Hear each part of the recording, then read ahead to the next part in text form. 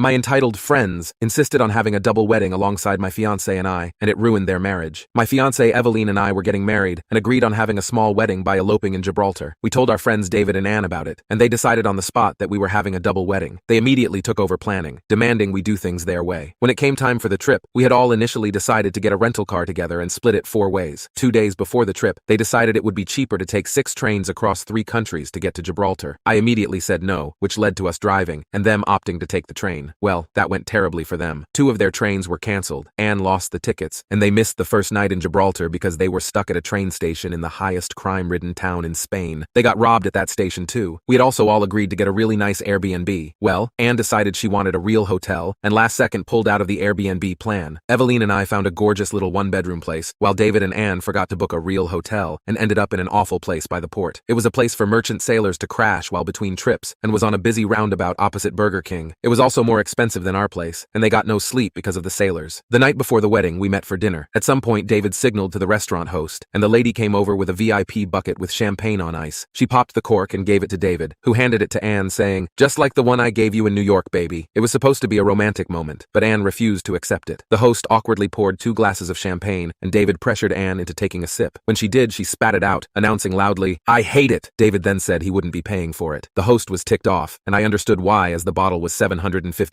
She threatened to call the police, so David sheepishly paid for it. The actual weddings went okay, apart from the fact David and Anne were hammered. When Eveline and I kissed to make it official, David stood up and started yelling that it wasn't fair we got the nicer outfits. Anne had picked the outfit for him, and since she was also drunk, she got irritated by this. She full-on slapped David for that remark and told him that if she didn't like her fashion style, he could screw Eveline instead. Of course this made me mad, but I didn't even have to say anything as David then stood up and told her to go F yourself. He then stormed away, but not before tripping over his shoelaces and stumbling into a table full of cupcakes, getting cream all over his suit. For the wedding dinner, Anne insisted on a fine dining fish restaurant, but Eveline and I didn't want that. Anne was really insisting on this fish restaurant, so we decided not to meet up. Eveline and I went to the best steakhouse in Gibraltar. We had a great time, and after dinner at around 8 p.m., David and Anne messaged us, "Where are you?" Turns out Anne forgot to make reservations, and the fish restaurant was fully booked when they arrived. They ended up taking a store-bought cake back to their sailor hotel and eating it with their credit cards because they didn't have cutlery in their room. The next day, they had a huge fight because David decided to cake-face Anne in the lobby of their hotel. Turns out he bought a second cake just for that. They then decided everything was Gibraltar's fault and spontaneously left. They booked a beach resort up the coast of Spain and headed on foot to the train station. The train was late, they got stranded somewhere with all their luggage, and it took them 14 hours to get to the resort. They arrived at 11 p.m. and were checking out the next morning. They also got stranded again on the way home, lost half their luggage, and decided to take a break from each other for a month.